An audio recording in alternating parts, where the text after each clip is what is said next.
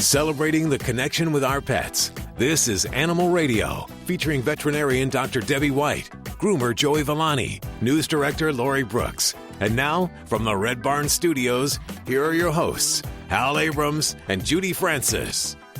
Have you done your shopping yet? Looking down at the radio now. Oh, you haven't started yet? That's okay, me neither.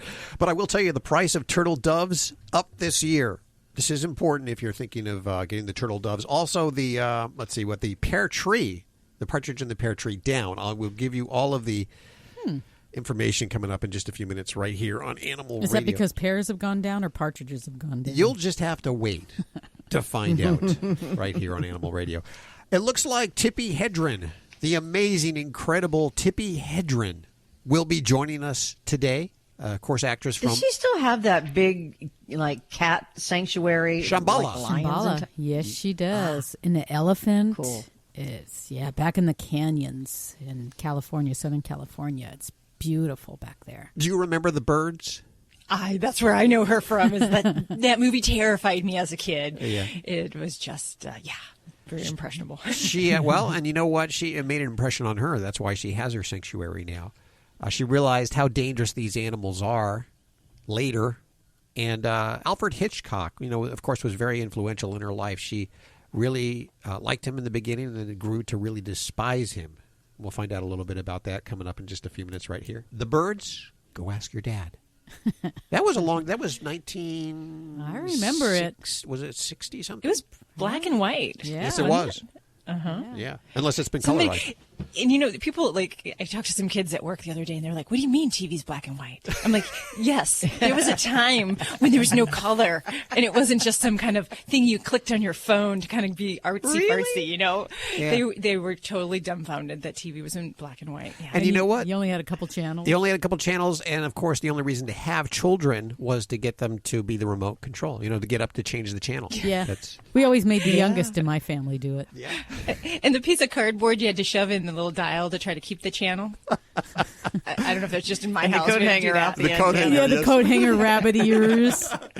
Damn, we're old. But that's okay. The love for our animals extends beyond age. Just because we're old fogies doesn't mean you have to, turn the dial right now because Tippi Hedren's on. She has a lot to teach us about animals, and especially about the big animals, the exotic animals, and the big cats she has around her place. We got to spend some time over there. Yes, we did. We've been out there to her facility, and she gave us a tour. It was just amazing. We actually got to stay the night there, and I remember hearing all of the animals late at night. Oh, and like I said, they're in the canyon, so they echo off the canyon walls when the lion would roar and the elephant would trumpet, and it was just... Wow. It was wow. You see, I wonder how that affected Melanie Griffith. Because, of course, Melanie Griffith is Tippi's daughter. Mm-hmm. And then, of course, isn't Melanie's daughter Dakota Johnson? Yes. So we're talking about three generations of actresses there that, we'll talk to her in just a few minutes. I don't want to spoil everything, So she's right around the corner right here on Animal Radio. We're also going to take your calls if you have questions about your dog or cat, bird, flamingo, whatever animal you have. Dr. Debbie is very well-versed. She practices in Las Vegas, so that should tell you just how well-versed she is. She deals with all kinds of strange animals, both two- and four-legged. What are you working on over there, Lori? I'll tell you about a fashion makeover artist who is turning his tricks towards animals for the holidays, and it's landed him on a magazine cover, too. This year, 52% of pet owners, or I like to say pet guardians, plan on buying Christmas or Hanukkah gifts for their pets. Now, that's up 43% from last year. More people are expected to buy gifts for their animals than last year, almost half more. Wow. And who doesn't want to buy their pets a gift, though? I mean, I would rather give my dogs a gift than Aunt Susie, And you see, you fit the typical upper end of modi on this. 62% female respondents are more likely to get their animals gifts. The females are more likely to do that. So, guys, let's show them off this year and get your dog or your cat or your iguana. At least hang a sock above the fireplace. Put something in it. Stocking. That's what it is. A dog biscuit, yeah. Yes. Hi, Jay. How are you? I'm doing just fine, John. How are you? Very good. Have you done your shopping yet for your animals? I not even begun to even think of it. Oh. Good for you. Wait till that last That's minute. just like me. I'm not going to get home until after Christmas. Okay. So, Well, how can we help you? I have Dr. Debbie here, and she can answer almost any medical question. well, I hope so, Dr. Debbie. I have a 10-year-old Yorkie, although we think he's more of a Silky Terrier than a Yorkie. He has a, I guess using Lottie's language, his penis just hangs out. Does not withdraw like it used to. Okay. And that's just a problem you're seeing now as he's older, or has that been going on and off? Pretty much on and off for the last year. I don't really think it's gravity or... Okay. And I'd say, I mean, we have to get a little graphic here. So this is like Dr. Ruth for animals. But, I mean, is he having an erection? Put on an accent, please? Like, is he having an erection? Can I ask you if your dog is having an erection? No, he's been fixed when he was a puppy. Okay. So we do have another Yorkie, a female, but she's been fixed as well. So. Okay, so that's out of the picture. That's not anywhere in here. So, with a couple things come to mind for especially an older dog, and maybe one of the first things that I would look at if I had your little doggy in front of me is, because he is a Yorkie, silky type dog, we have a lot of hair, and one of the very common causes for a male dog to not be able to put their penis back into place would be that they can get hair caught around it. Ouch. Sounds horrible, but that would be something we can check very easily and very quickly with an exam. If that happens, it's kind of an urgent problem, so you need to make sure that's addressed right away.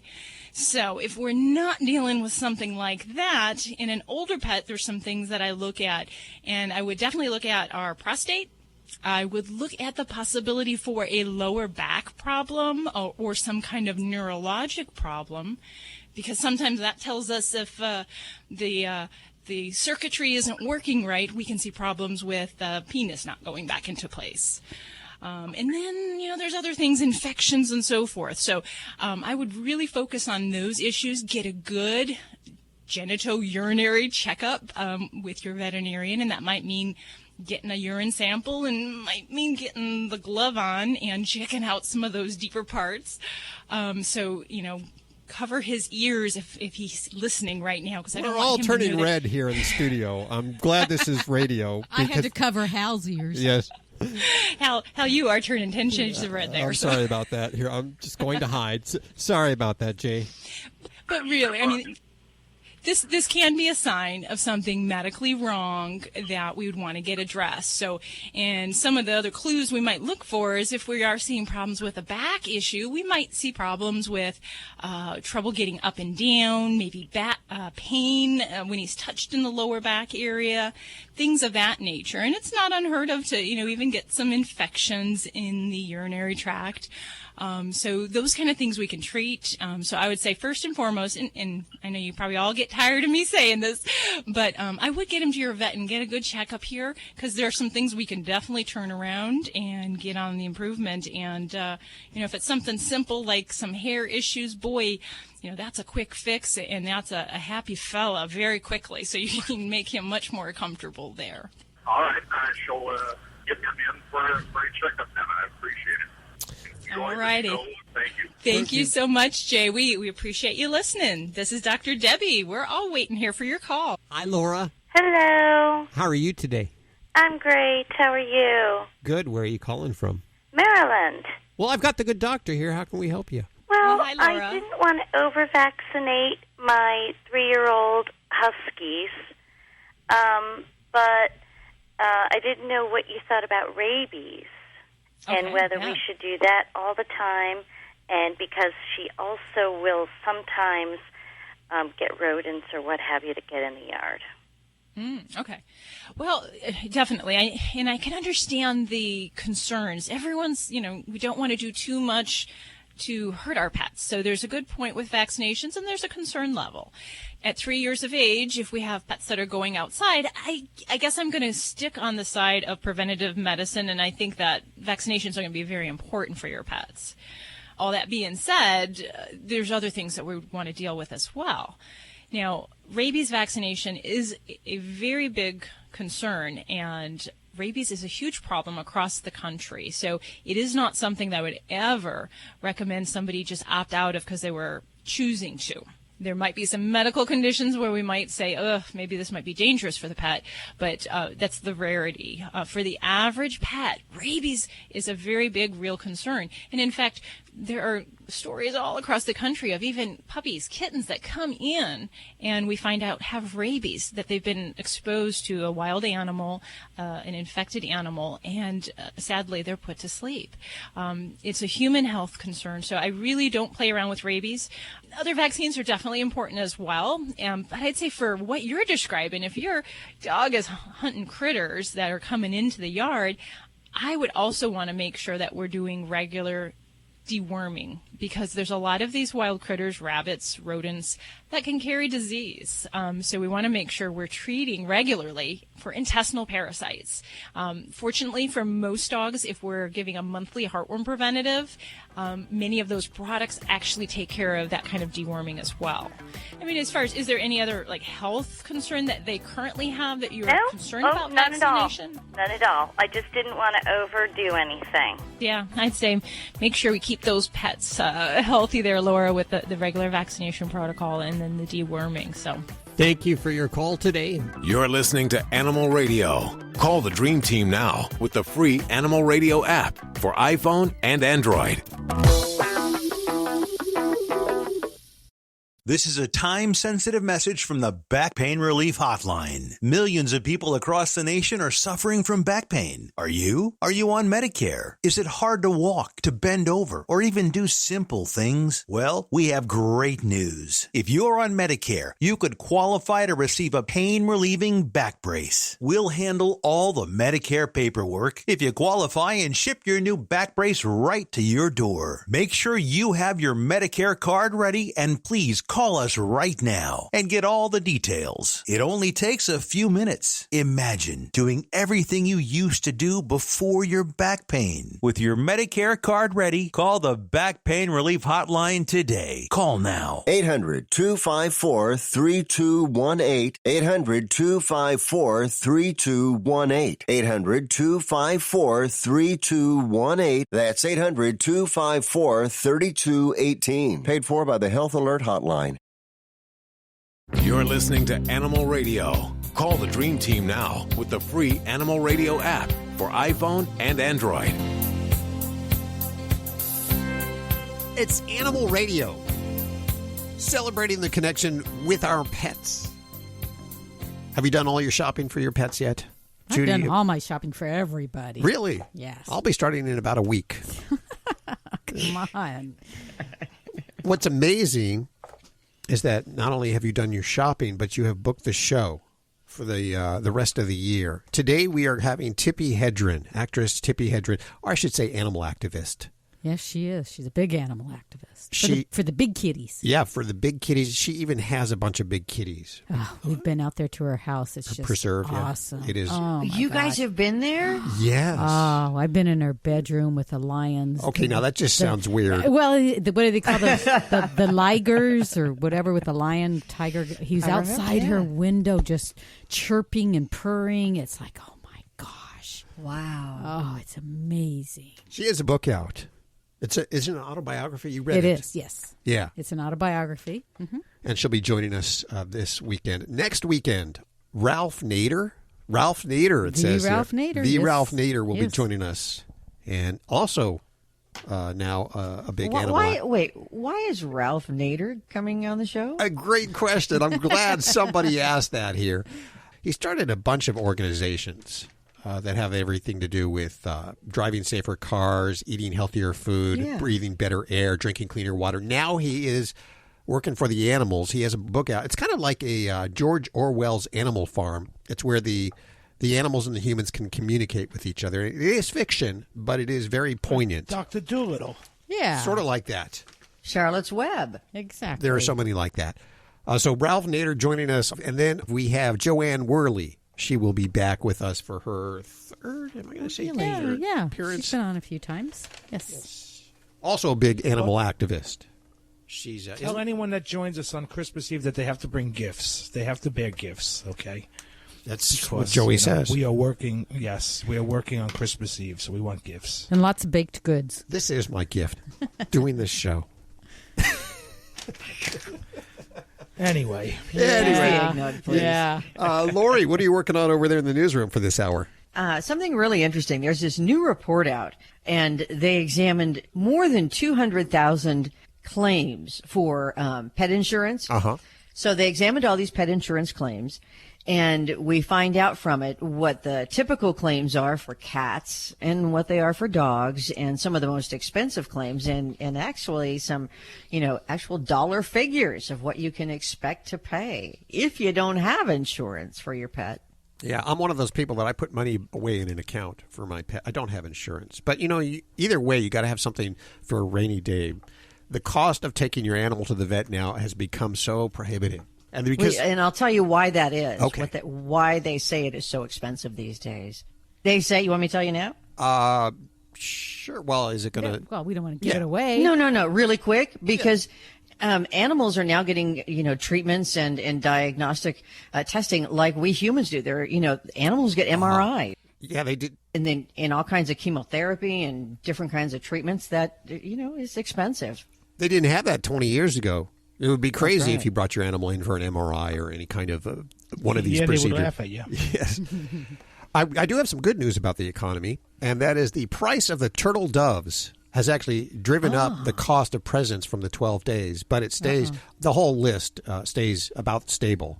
The doves went from $290 to $375 this year. That's the biggest increase on the list. But some of the things, stayed the same price or became cheaper, including the partridge in a pear tree. That's cheaper? That actually became cheaper this year. Wow. Yeah.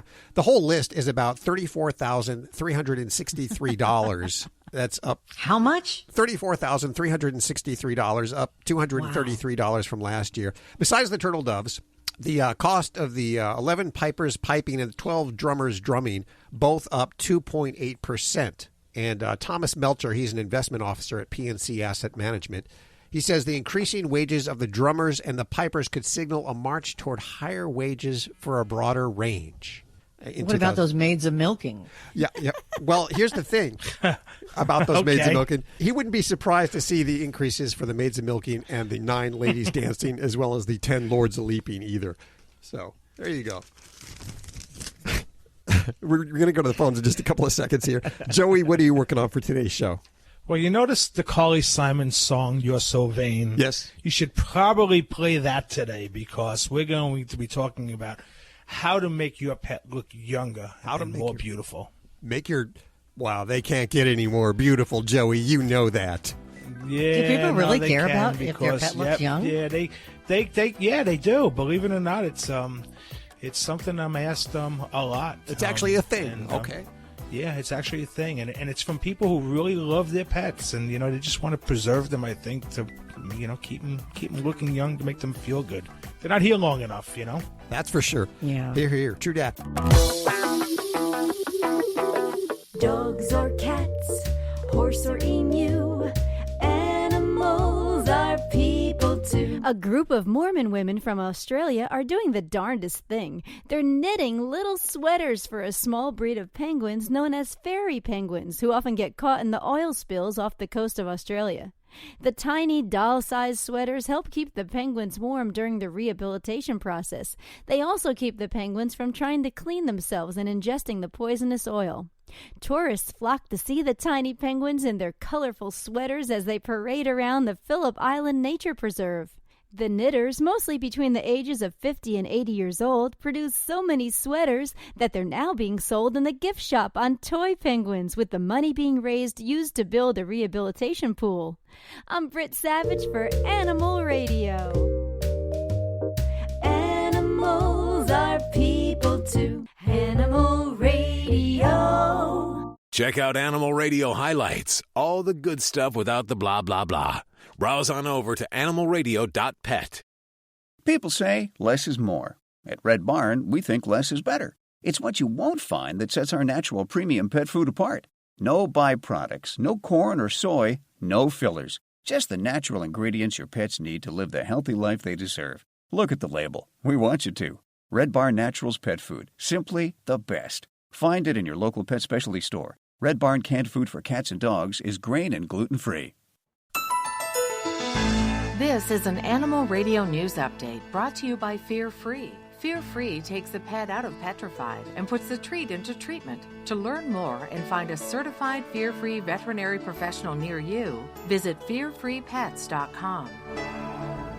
I'm Lori Brooks. Hey, there's a new report out that says pet owners may shell out as much or more money for their pets' health care as they do for their own health care.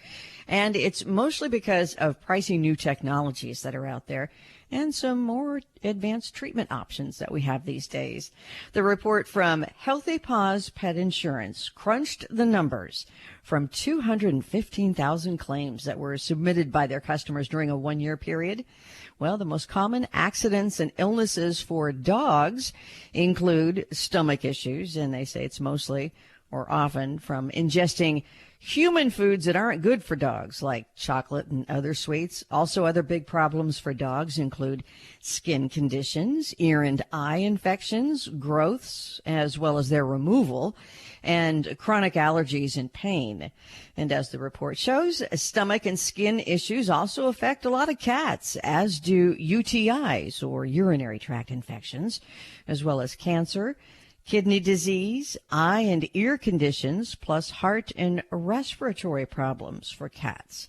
Now, when it comes to actual dollars, the report found stomach ailments in pets can cost more than $6,000 to diagnose and treat. Growths and lumps can cost upwards of $15,000 because, obviously sometimes they do involve cancer. Heart surgeries for dogs run as high as $20,000. And then the monthly medication bills after that can add up to more than $100 a month. The most expensive insurance claim Healthy Paws, by the way, has seen for a dog involved a 3-year-old female French bulldog diagnosed with a degenerative spine disease. The final bill on that claim was $44,296. Wow. Now, the highest claim paid for a cat, it was just over $14,000 for a 10-year-old male cat that was diagnosed with liver cancer, which required a biopsy and surgery. There are thousands of American soldiers serving over in the Middle East. You know that. But many of them, did you know, find stray cats and dogs that become their pets. It's like their family. They create bonds, and often the pets will bond with entire groups of people or soldiers while they all chip in to care for the adopted pet.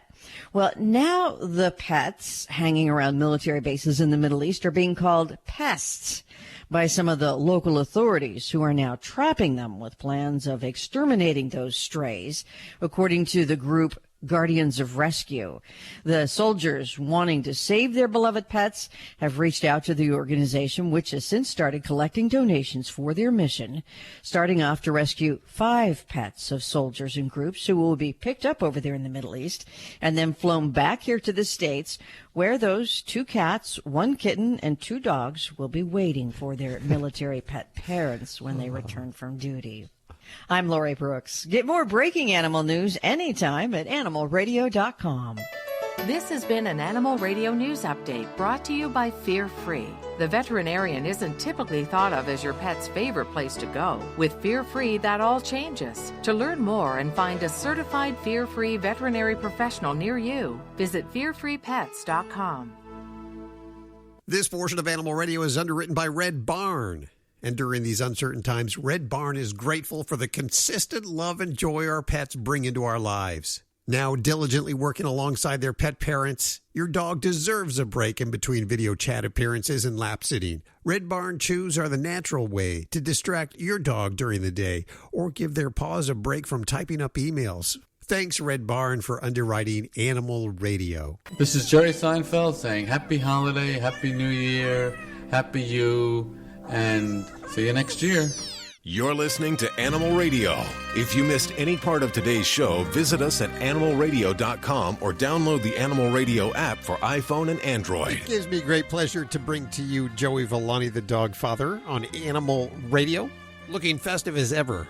Wearing one of those Santa shirts. Or sweaters. Yes, sweaters.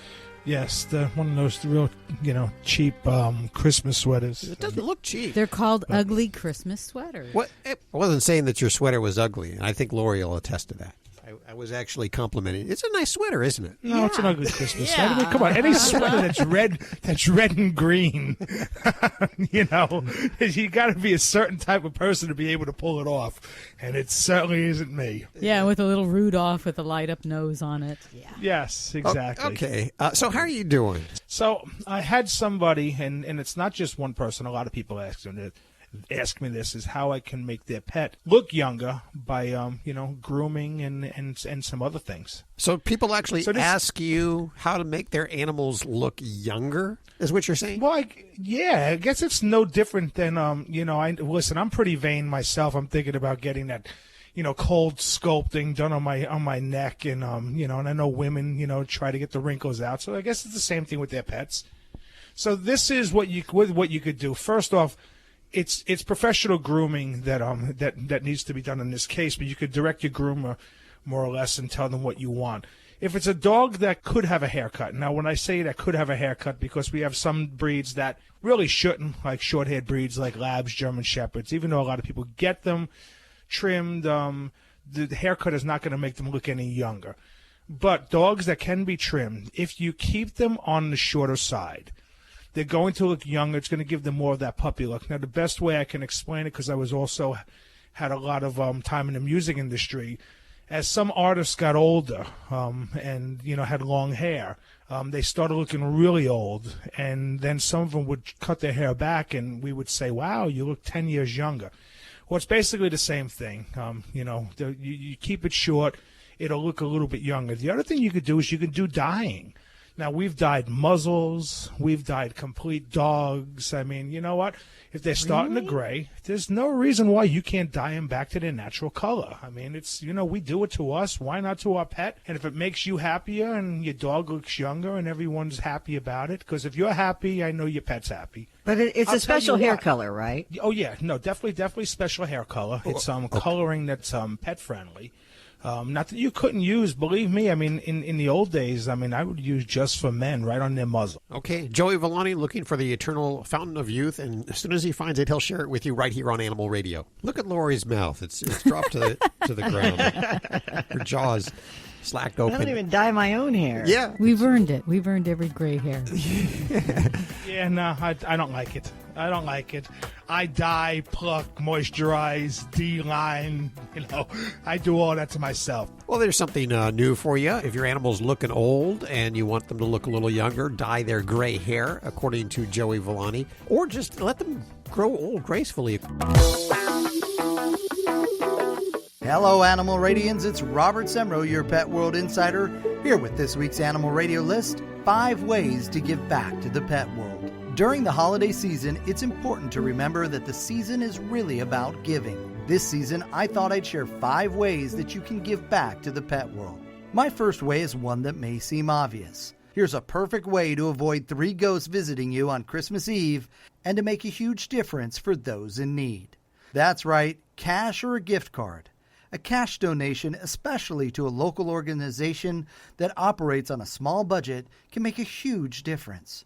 It gives them much-needed funds and flexibility to continue their efforts. But cash certainly isn't the only thing that makes a difference, especially at this time of the year. One of the best things that you can give at this or any time of the year is your time. Like all organizations, rescue groups find themselves shorthanded at this time of the year because of holiday travel, events, and commitments. Volunteering your time helps fill in the holes that are desperately needed and greatly appreciated. From walking and playing with pets to cleaning cages and more, every minute you spend volunteering can have a profound impact for that rescue group. Wish list items are another great idea. Every organization out there has a wish list of much needed and appreciated items that help care for pets. From toys to treats to reams of paper and office equipment, the lists are usually posted on their website and easy to find, and these days, easy to fill. You can place an order at your favorite online shopping site and have it delivered directly to the rescue group. Donate your company's expertise. Whether it's construction skills, photography skills, accounting skills, or any other business, it's likely that it can benefit a rescue group. Think about becoming an evangelist for a cause or a group. That's right, you can be a loud voice for those without a voice or the time to express their voice. All of these groups need help with their efforts on social media, regular media, and at local events. It's overwhelming to try to find the time to promote, share, and reach people on all of these different media platforms. One bonus way I want to share with everyone is to consider fostering a pet for the holidays. Many organizations have a unique program that specifically places pets in homes during the holiday season. This gives the pets a warm home, even if it's just for the holidays. It's also a great way for the pets to socialize and work on their interaction skills as well. There are many more wonderful ways to give back to the pet world. As you're checking your list twice, make sure that you add a gift to a local rescue to that list. You'll be giving them something to change lives and save lives, and you'll likely receive even more in return. Share your holiday pet rescue gift-giving ideas on our Animal Radio Facebook page. People say less is more. At Red Barn, we think less is better. It's what you won't find that sets our natural premium pet food apart. No byproducts, no corn or soy, no fillers. Just the natural ingredients your pets need to live the healthy life they deserve. Look at the label. We want you to. Red Barn Naturals Pet Food. Simply the best. Find it in your local pet specialty store. Try our chicken rolled food as a meal or shredded as a topper. Oh, what did he say? He said we're all across the USA, the most listened to pet show today. Animal Radio, we're everywhere you go. Animal Radio. Animal Radio. It is toll free to Dr. Debbie. Hi, Diana. Welcome to the show. Hi. Thanks for taking my call. What's going on? Oh, I have a reindeer who has gotten extremely aggressive. Wait. Okay, wait. Like a reindeer Chihuahua breed? A reindeer, Rantifer Tarandus, yeah. Caribou. Okay. Oh, as a pet. Okay. Well, actually, I have the largest herd of reindeer in California. So, yeah, they're my pets, but at Christmas time, they work. And this one's gotten very aggressive, and it's a female. I've had her for 2 years. She's never done this before. She has to go to work in about a week and a half, and she'll be gone for the whole season. And at one point during the time she's out there, I actually have to get in an elevator with her. And the way she's behaving right now, I don't think that can happen. So anybody with any ideas, help. So she's aggressive to you or to other reindeer? She's gone after two of my handlers. So far she hasn't come after me, but she's gone after two of my handlers, and just without any warning, just suddenly, bam. Wow. I don't think she wants to do this anymore. Yeah, I don't think so either. And is she in a breeding herd, or is she kept separate, or how is that? No, I don't have a breeding permit, so she's not in a breeding herd. Okay. But it is, you're right, it is the season of rut, so it may be hormones, but it hasn't happened before, which makes me worry. The season of what? What was that? It's called the rut, or the rutting season, and it's basically the mating season. That's interesting they call it the rut.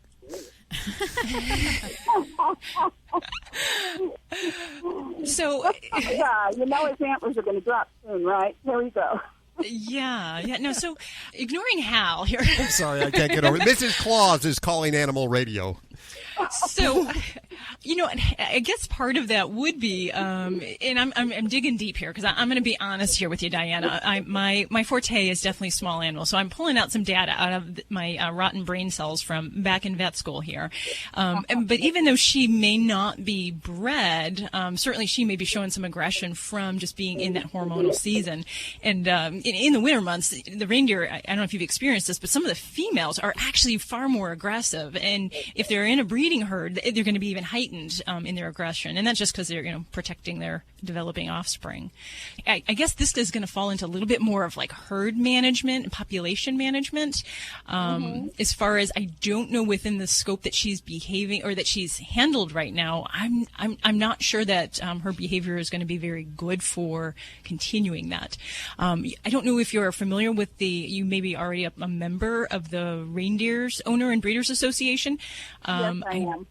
Okay, because I do know that there are some resources with that group, with some folks across the country, and they might be, a little bit more skilled at how to manage the population aspect of things. But I got to say, gosh, you got to be careful there with your handlers. Well, yeah, I'm used to getting beaten up by the boys, but the girls, this is totally out of character. Wow, I just don't think of reindeer as being aggressive at all. I mean, well, when their hormones kick in, they don't have any control over who they are. Yeah. Any deer, they're more dangerous tiger, I think, than they're. Yeah. Well, and we say the men with hormones are, they're equally as dangerous and dumb. Amen to that one, I guess. But anyway, I was thinking of putting, for horses, they have stuff that's got valerian in it, that's a feed-through type thing that I could mix with their pellets. And I wasn't sure if that would be something that would help her or not to level off a bit. That might be a possibility. And, some of the other things that I know for more topical or environmental treatment will be things like dilute lavender oil. I don't know how much that might help with the hoof stock, but, it would certainly be worth something trying. I was thinking if I could get some of those yellow mushrooms of the red spots, reindeer like, I could get her drunk and she'd probably be in a better mood. But oh, my God. She's counting down the days till the big day here. Yeah. Wow. Anyway, so yeah, I'm still working with her, but I'm not letting anyone else work in her. But I'm dreading the elephant ride with her, so that's the worst thing coming up. Once she gets where she's going, no one has to handle her, so she's strictly on display. But it's getting her in and out of the building and up and down the elevator that's a little bit unnerving to me right now with her behavior. So hopefully we can get it done. Well, my best wishes go out to you there, Diane. I mean, heck, I have some Great Danes that are hard to manage in the hospital. Getting a caribou into an elevator is going to be a challenge. Anyway, well, you guys have a Merry Christmas, okay? Yeah, you too. Hey, send us a picture. Will you send us a picture of your deer? Can you just? I sure will. I'd love to see. I send it to. Your voice at animalradio.com. Your voice at animalradio.com. We'd love to see that. We'll post that up at the website. And I've learned so much on the show today. Thank you from the listener. Okay. Take care of yourself. There you go. Mrs. Claus calling and very upset because her deer are aggressive this year. The female deer, because they're in a rut, which is exactly what I call it, the rut. Well, this healthy serving of Animal Radio is brought to you by the grain-free Red Barn Naturals canned food for dogs and cats. Always made in the USA with natural, functional ingredients to support your pet's optimal health. We love these guys. Thanks, Red Barn, for underwriting Animal Radio. You're listening to Animal Radio. Call the Dream Team now with the free Animal Radio app for iPhone and Android. We wish you a squeaky Christmas. We wish you a squeaky Christmas. We wish you a squeaky Christmas with no fleas in your ears. We all love our dog toys. We all love our dog toys. We all love our dog toys. So bring one right here.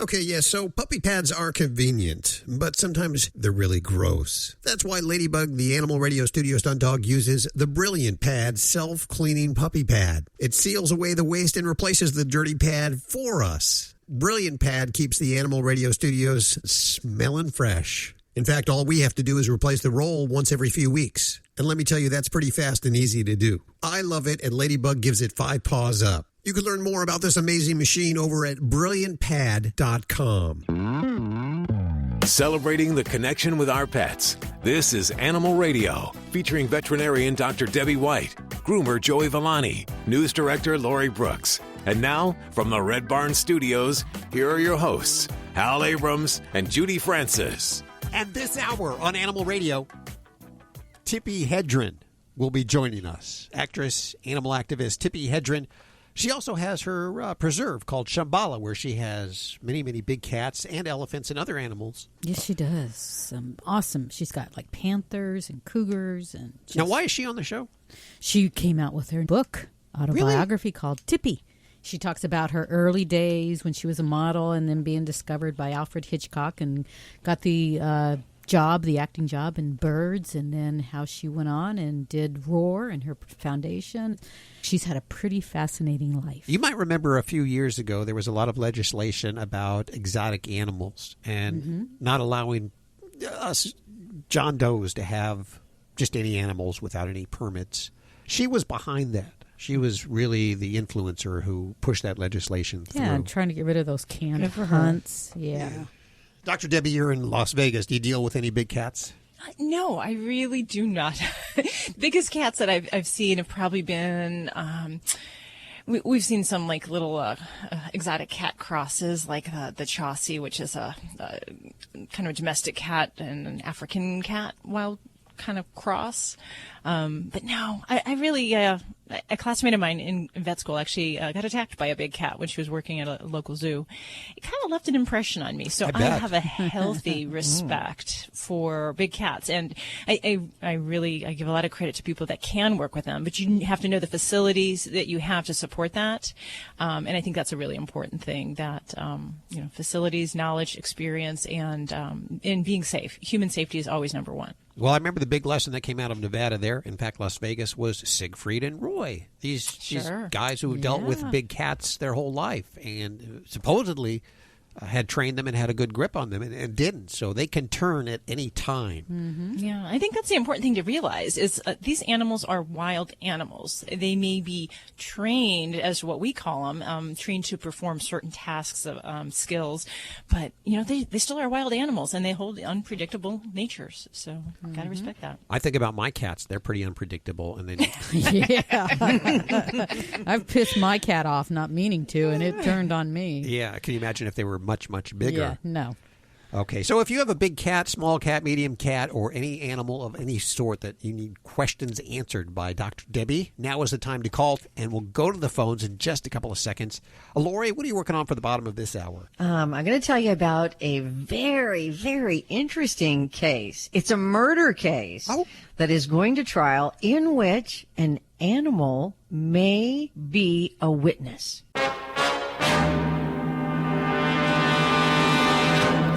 The star witness. Yeah, I mean, it's actually, this animal's the only witness. And dun dun dun. Yeah. Hi, Sylvia. How are you? Hi, I'm fine, thank you. Where are you today? I'm in Houston, Texas. Beautiful Houston. How can we help you? I have a Goffin's cockatoo, and she's been chewing on her tail, her tail feathers and her wing feathers. And is she pulling any feathers out, or is she just chewing on them? She's just chewing them. The feathers are not coming out. Okay.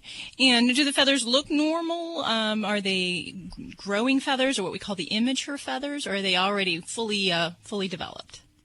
They're fully developed. They were fully developed, and about I think she started about a month ago. And I noticed that, I thought she was preening, and then, I noticed that her feathers looked a little, different, a little ruffled, and just not normal. But she continues to do that. I don't know if it's nutrition deficiency or if it's the time of the year when they, that they're, I don't know if they're molting. Yeah, well, and birds definitely will molt throughout the year, and that process takes weeks, sometimes months, as they get new feathers that replace the old ones. So, and that's a continual cycle. So we should never, really have a bald bird, because as those old ones fall out, the new ones will be growing in. Now, I'd have to say, Sylvia, that you've just raised one of the most daunting questions in all of avian veterinary medicine, because feather picking and feather-related problems in birds are the most frustrating one that we deal with. There's a lot of reasons for that because it is a multifactorial problem. And you ask, could this be something nutritional? Could it be behavioral or medical? And the answer is yes, all of the above. And that's what makes it so challenging, is that sometimes it can be something medical, such as an infection, allergies, mites. Sometimes it can be something like a nutritional shortcoming. It can also be behavioral in that, cage birds, they're beautiful, but out in the wild, they do a lot of bird things. And that occupies their time and their mind. And in a caged indoor setting, we kind of make it simple. We put this little thing of food in front of them and we talk to them, we play with them, but we've eliminated a good part of their day that's spent being a bird and doing what we call foraging. So some of these things are very I would never say easy, but some of them can be straightforward. The first thing I would recommend is you do need to find a good avian veterinarian in your area that's comfortable with things, because there's some basic tests that we would start with. Some of them are related to the feather themselves, where we look at the feather under a microscope, take samples from the skin, and even do lab work. So all of that being said, there's an extensive history we go through if we're trying to help figure out if there's a behavioral related problem. But some simple things that I would say is, one thing that you can do is to try to enhance your bird's environment. And that can also help to decrease boredom and some of the feather picking related behaviors. So to do that, you basically have to think how a wild bird would act and eat. And I would offer some foraging opportunities for her. And that would be putting food on the floor, hiding it in little pieces of newspaper, and sometimes we'll even make like wood perches and drill holes and stick their food in there so that they get the opportunity to really think and work, kind of like a toddler, like putting blocks together. So we want birds to think about food that way. And then that helps to take some of their time and their efforts off of picking themselves. That may help you, but I think really you're going to need to see a good avian veterinarian and really get a little bit of some baseline ideas if we have something medical we need to try in addition to that.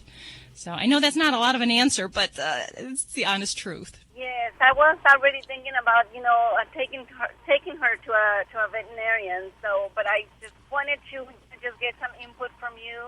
Okay. Sure, yeah. And I'd say that, depending on diet-wise, as far as if she's on seed or pellet or home-cooked foods, there's a lot we can get into that I probably can't cover all of the time limits where Hal gives me that look where he gives me the thumb, like, come on, speed it up, get off the phone. But there's definitely a lot of opportunity that we can help your bird. But I'd say let's get you in the right channels and see if we can help your baby. We have Pinky on the... Hey, Pinky, how are you doing? I'm doing fine. How are you? I love that name. How'd you get that name?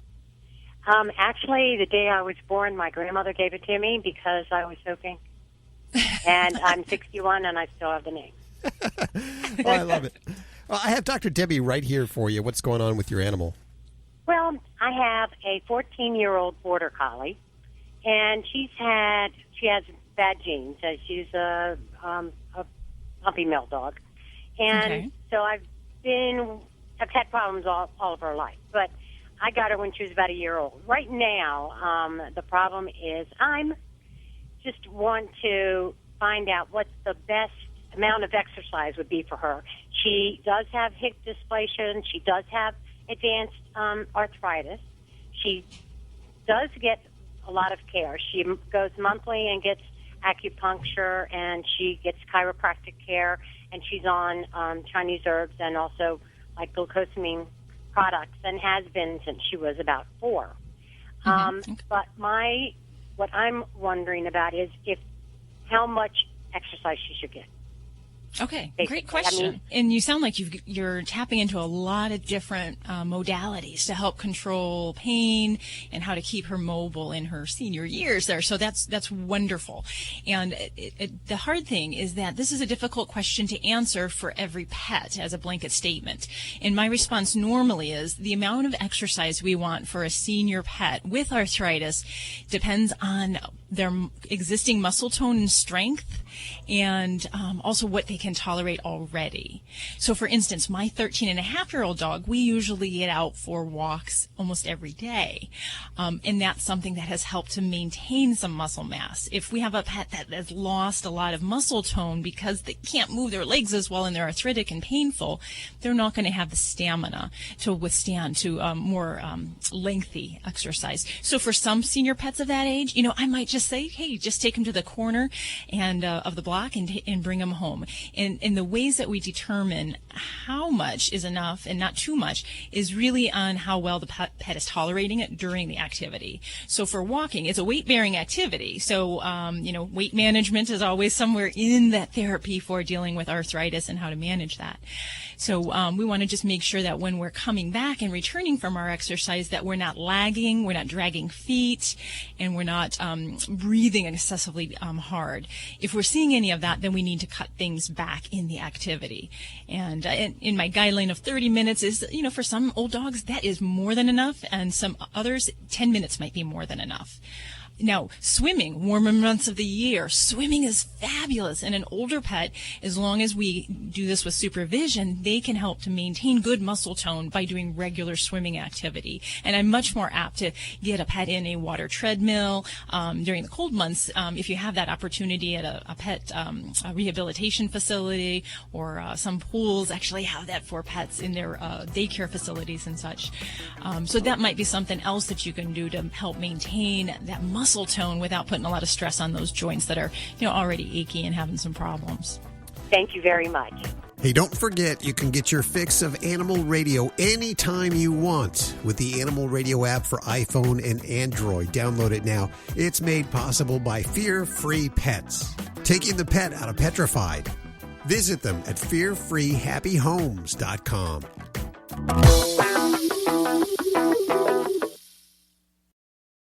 All of us here at Fido Friendly Magazine can't wait to get on the road again with our favorite Fido.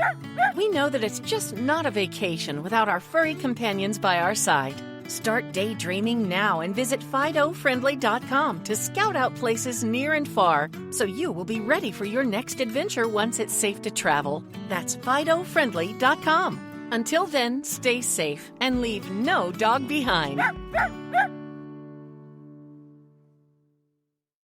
You're listening to Animal Radio. Call the Dream Team now with the free Animal Radio app for iPhone and Android.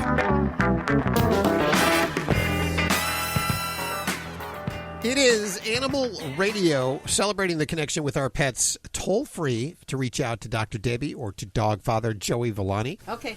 I'll call you back. And we're supposed to be speaking to Tippi Hedren. What's the deal? She's in the shower. She's in the shower? Yes. You called Tippi in the shower? Yes, I did. I interrupted her shower. Isn't that the way to make the phone rings? You get in the shower. Yeah. Yeah. So. And she answered in the shower. She did answer in the shower. I told her I'd let her, dry off? Yes. Wash the soap off and dry off. I'll call her back in a few minutes. Tippi Hedren.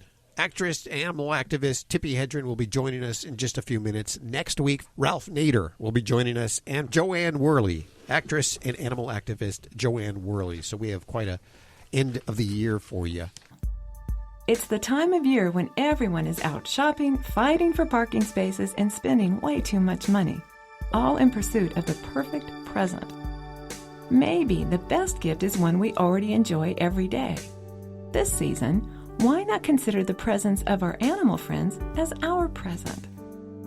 Animals gift us with their lives for our comfort and convenience. They lift our spirits, inspire great works of art, song, and poetry, and are the most agreeable companions. All it takes is one small, cheerful sparrow in the backyard to remind us that we are never alone. Scientific studies show that the unconditional love of our pets can touch and heal us in magnificent ways. People experience lower blood pressure, stress, and heart rates when in the presence of their animal companions. Those who have suffered heart attacks live longer if they have an animal friend than if they don't. And people with pets just make fewer trips to the doctor's office. If we are suffering from depression, having a dog to walk, a cat to care for, a bird to talk to, or even watching fish in an aquarium helps us find a focus outside our sadness and allows us to connect with the larger world. When horses allowed us on their backs, they gifted us with the ability to travel farther than our own 2 feet could ever carry us. Today, it is still horsepower that gets us to the mall. Pigeons have saved the lives of soldiers by carrying secret information across enemy lines. The seashell murex gives its life to gift us with the color purple. Bats gift us with lovely and peaceful twilights by eating mosquitoes. For the ancient Romans, a magical woodpecker brought rain to refresh and revitalize a city. That is a great present. It was Raven who brought fire to humankind, and in the Quran, the Saluki breed of dog is considered a gift of Allah. One of the most prized gifts one could receive from the ancient Chinese emperor was one of his royal dogs. And how long would Noah have been adrift if a dog had not found land? A recent study found that workers would be willing to take a cut in salary and work longer hours if they could bring their dog to work. A survey by Time magazine found that playing with a pet improved one's mood more than exercise, eating, or sex. If you happen to be ill in France and a ladybug lands on you, she will fly away with your sickness. Earthworms work the soil so our flowers will flourish. Bees give us honey. And my favorite, butterflies prove to us that even if we sometimes creep like a caterpillar, we hold within us the power to spread our wings and fly. So during this holiday season, consider the presence of your animal friends as your present, and have your presence be their present too. Happy holidays from Voice of the Animal and Rayanne Cumulos.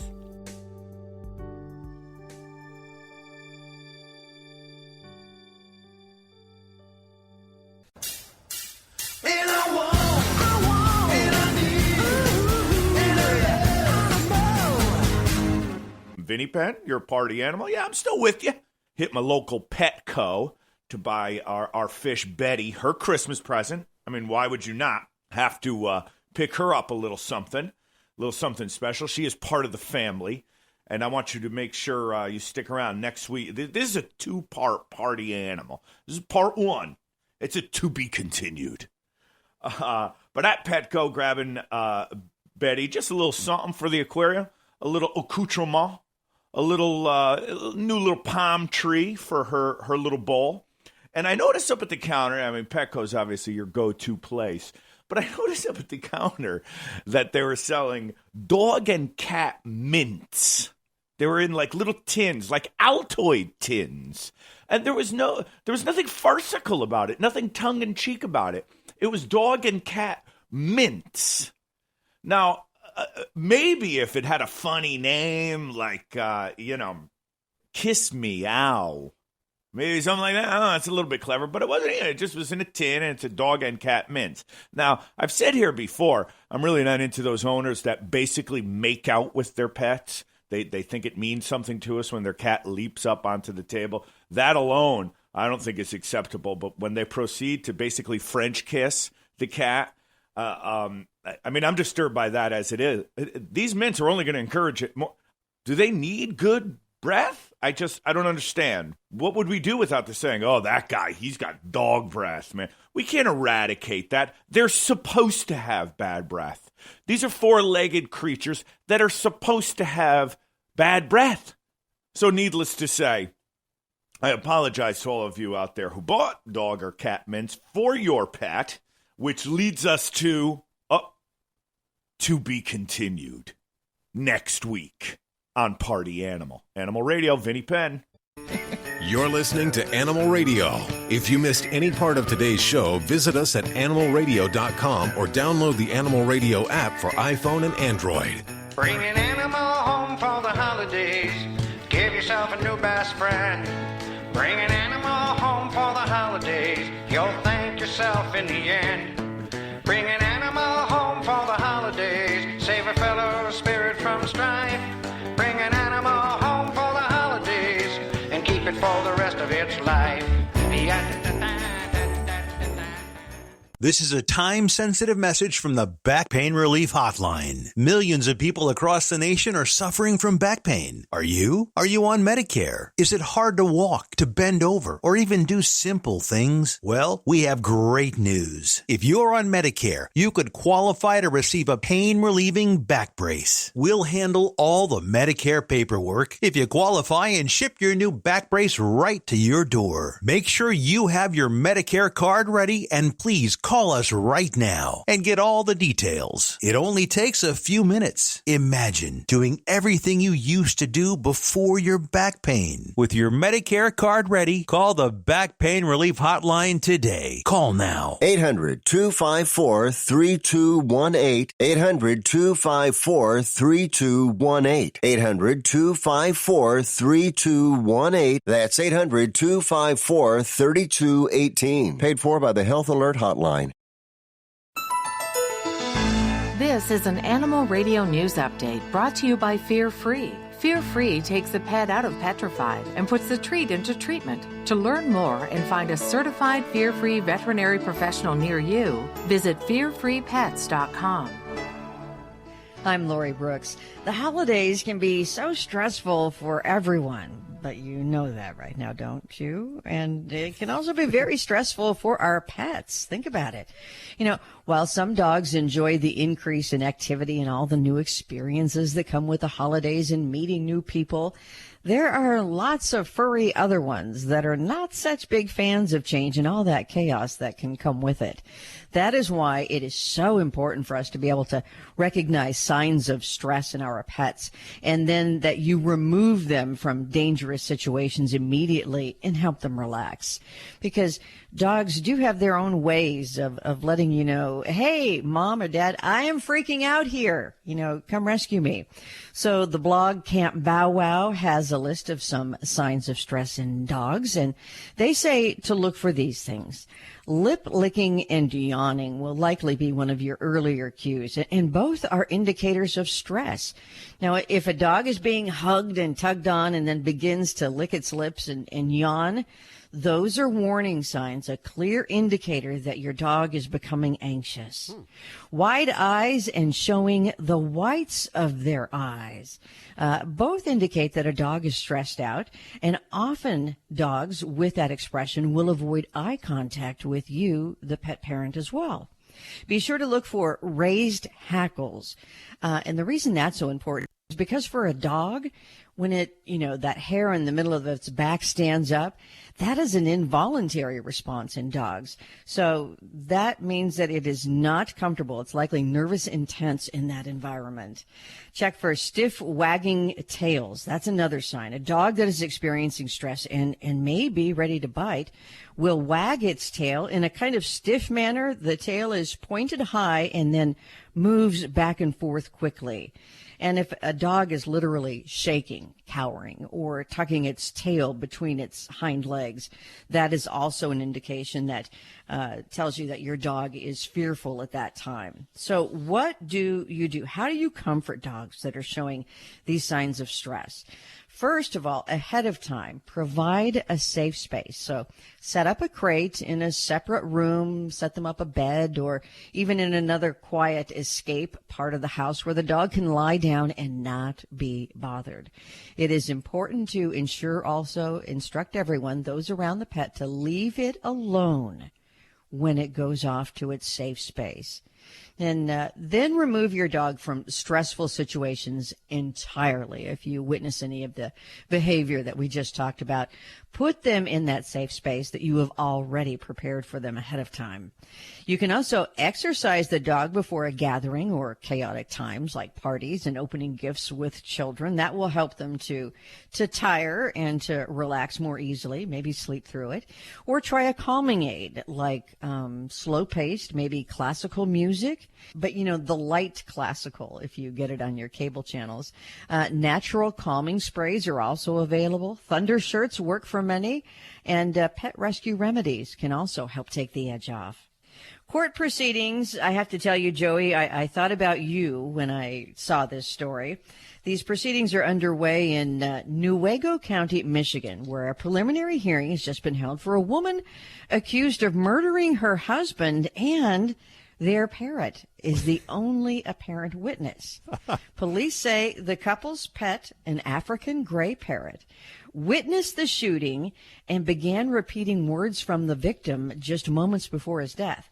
And this parrot has since been recorded saying, "Don't blanking shoot." And then the bird will mimic he doesn't say blanking, he puts the expletive in there. Yeah, sure. And then the bird mimics words of an argument between a male and a female. And since this is the only witness and they are known to be such, intelligent birds, the prosecutor in the case has said if need be, he will use the parrot as a witness. Huh. Well, hold on. What made Sure. you think of me because of the bird part, or because of the dog father Italian part? That's what I'm asking. No, I thought of you because you have Gurney. Yeah, but does Gurney talk? Yeah, does Gurney talk? I think she does, doesn't she? No, Gurney Gurney just screams. Could you imagine if she repeated the things that you say? Oh, my gosh. Oh, God, no, I don't. Yeah, no, I don't have the cleanest mouth in the world, usually. So she just mimics your screams. I think she screams because she listens to me. It's like, enough, just scream. She's a cockatoo, right? Cockatoos can speak, but they're not like one of the birds like African grays that it just fluently comes out. She'll do anything else except, she'll probably ride a bike if you gave it to her. I'm Lori Brooks. Get more breaking animal news anytime at animalradio.com. This has been an Animal Radio News Update brought to you by Fear Free. The veterinarian isn't typically thought of as your pet's favorite place to go. With Fear Free, that all changes. To learn more and find a certified Fear Free veterinary professional near you, visit fearfreepets.com. You're listening to Animal Radio. If you missed any part of today's show, visit us at animalradio.com or download the Animal Radio app for iPhone and Android. It is Animal Radio, and it was about 2003 when we got the honor to drive the Animal Radio broadcast vehicle onto Shambala, which is a preserve run and started by Tippi Hedren.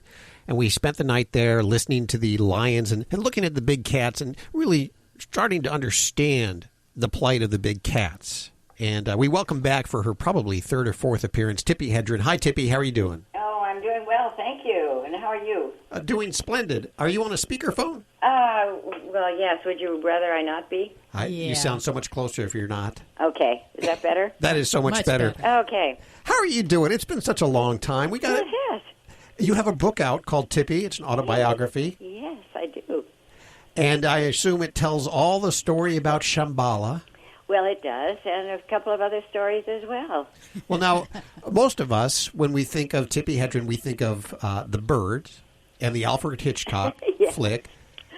And that's not the only thing we think of. That's the first thing we think of. Yes. And your relationship with Alfred Hitchcock was rocky at best at the end? Oh, well, you know what? I'd never let it get too rocky. I'm a smart girl, and my parents taught me how to be smart, and so I never let myself get in too deep.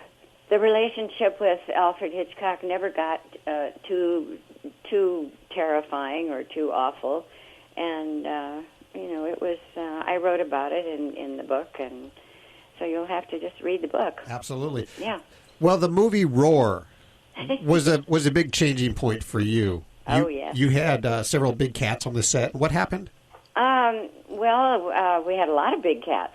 We did a movie called Roar, and in doing so, we were going to use Hollywood acting animals. And when the trainers of those cats read the script, they said, "I don't have enough animals to do this movie. I think you better get your own." And well, that's a romantic notion, but that is what we did. And at one point, we had, close to, 70-some animals that we had acquired to do the movie. Wow. And lion, tiger, leopard, mountain lion, all kinds of animals, and they were all rescues. And, this became a real endeavor for us because our 9-month shoot took 5 years, and it became much more than a movie. It became a real issue as far as I was concerned. All of a sudden, why were all of these animals being born to become somebody's pet? And it was a huge business. And it still is. Well, not as much as it used to be, thank goodness. I mean, people are becoming a great deal wiser. I mean, these are apex predators, top of the food chain. One of 4 of the most dangerous animals in the world, and people are getting smarter. What was it, 2 weeks ago, Laura, you reported on Lady Trish Meyer was her name, who has 3 tigers in her house, and she's actually in trouble for child endangerment. She'd let the animals roam free in Vegas. Yes. That was in Texas, and then they moved to Las Vegas. Yeah. Ah. Yeah, she's got to stop that. And that's that is insanity, because they are dangerous, and you never know when those instincts are going to kick in. And, it's a romantic notion. That's what it is. Does that have anything to do with why you started Shambala and the Roar Foundation? Oh, sure it is. Sure it is. Absolutely, that is why that is how it all happened.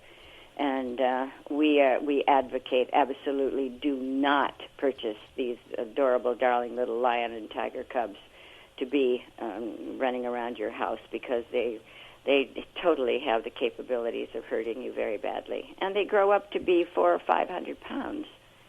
How can you possibly manage that in your home? Or how do you have the space in your backyard to have this as a pet? Well, even some of these animals that you worked with for years, you weren't safe with them on the movie. There were some accidents, weren't there? Absolutely not. No, you will never hear me say they're a good pet. We're with Tippi Hedren, actress, animal activist Tippi Hedren. We're going to take a quick break. When we come back, we'll find out what it's like to live in and around big cats. This is Animal Radio. Okay, yeah, so puppy pads are convenient, but sometimes they're really gross. That's why Ladybug, the Animal Radio studio stunt dog, uses the Brilliant Pad self-cleaning puppy pad. It seals away the waste and replaces the dirty pad for us. Brilliant Pad keeps the Animal Radio studios smelling fresh. In fact, all we have to do is replace the roll once every few weeks. And let me tell you, that's pretty fast and easy to do. I love it, and Ladybug gives it 5 paws up. You can learn more about this amazing machine over at brilliantpad.com. Hi, I'm Ed Asner. You're on Animal Radio. Spay or neuter your animals, you dummies. You're listening to Animal Radio. If you missed any part of today's show, visit us at animalradio.com or download the Animal Radio app for iPhone and Android. It's Animal Radio, and we are with actress, animal activist Tippi Hedren. So the animals that are at Shambala... They're all behind a fence, and nobody it goes in with them. Nobody has hands-on with them. Nothing. Where did they come from? They're all born in the United States to be sold as a pet. Oh. And how many of them were in the movie? Oh, gosh, I don't know. I honestly don't know. It goes up into, probably 100. Wow. How many animals do you have there now? About 40. And how do you fund paying for them? You just it's all donation. Okay. We're a 501c3.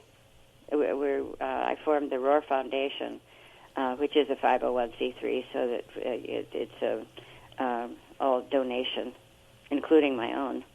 Are you still receiving animals? Yeah, but not like we used to. Fortunately, people are getting smarter. Well, I commend you. You tried to push legislation through, and some successfully. Oh, I was successful as well. But you received threats on your life when you did that? I did, yeah, because it was going to, make life difficult for a few people who wanted to have these animals as a way to make money. It's a nasty business. Well, you are the matriarch of an entertainment family, to an amazing entertainment family. Melanie Griffith, was she exposed to the animals at all? Yeah, of course she was, because she's my daughter, and she was, and she was involved when we were first involved with the cubs, and she grew up with them, as did we, That must have been strange growing up with big cats like that. Yeah, and it was dangerous. But we learned very quickly and learned that they are not pets, and we learned that it's not smart to be involved with them. Well, it is so great to hear from you again. I encourage listeners to go out and pick up the book. It's called Tippi. It is the autobiography, and I'm so glad this came out. I got to say, I was a little surprised when I saw it. Oh, yeah? Yeah, I didn't. I just didn't expect it, I guess, is what I was thinking. Well, it's a page turner. I picked it up and thank you. I read right through it. It was very fascinating. Oh, thank you so much. I must say I enjoyed writing it. I have had an unusual life, and I hope the readers will enjoy reading it as much as I've enjoyed or been scared to death or whatever living it. And I have had an unusual life, I must say. And I've taken advantage of every door that opened for me. And you've opened some yourself. Yes, I have. In fact, when I wrote the book, I considered calling it The Open Door, because there are, all of us have doors that are open to us, and maybe someday I will write a book called The Open Door. Sometimes the door, you open a door and you look through it and you say, oh, that looks interesting. Or you open the door and you say, not going through that one. If you're smart. Let's go ahead and give away 10 copies right now of Tippi. If you're not lucky enough to get on through, please check it out on Amazon or go to your local bookstore. Pick it up. It's Tippi, of course, written by Tippi Hedren. Did you have any ghostwriters on this? No, not a ghostwriter. I had someone help me put it together, because I'm not a writer per se. So I had Lindsay Harrison is her name, and she helped me put it together, because there's a way to put a book together. I told all the stories, but she did it. She helped me put it together chapter-wise and all that sort of thing. Judy has been engaged by it. You can't get her attention when she has had your book. Well, I finished it. That's I already wonderful. Yeah. I'm delighted to hear you say that. A lot of people have said it. Thank you. Yes. Thanks for joining us today, and let's do it again, and let's not wait so long again, okay? Well, let's not. No, and I'm glad you feel that way about the book. I must say I've had an incredible life, and if I were to do it over, I probably would do it the same way. I want to encourage everybody to try to visit Shambala and go out there for the tour and the education, and it's a fantastic place. Oh, thank you. I live here. And so many people have said, Tippi, why don't you miss living in the city? And I said, miss what? I've got this magnificent place. I look out at lions and tigers. I hear them roar and talk to each other, and it's the most beautiful place in the world. It is. We'll put links over at the website for people that want to visit it. It's in Acton, California, so if you live in the LA area or around there, it's actually not far of a drive. And, of course, the website. We'll put all that information over at our website at animalradio.com. Tippi, thank you so much. Well, thank you for calling. Thanks so much. I look forward to seeing all of you. Maybe not all at one time. Okay. Bye now. Bye-bye. Well, it's time for us to get on out of here and do our holiday shopping. Oh, you've done yours already? We're just starting here at Animal Radio. Remember, you can find all those gifts that we were talking about earlier over at animalradio.pet. And in fact, if you need your fix anytime during the week, animalradio.pet's the place. You can also download the Animal Radio app for iPhone and Android. And next week, Ralph Nader will be joining us. Hopefully you'll be with us too. And then the following week, Joanne Worley. So we hope you'll be here for the next few weeks and forever, pretty much. We feel real lonely if you don't show up. Have yourself a great week. Happy holidays. Bye. Holidays.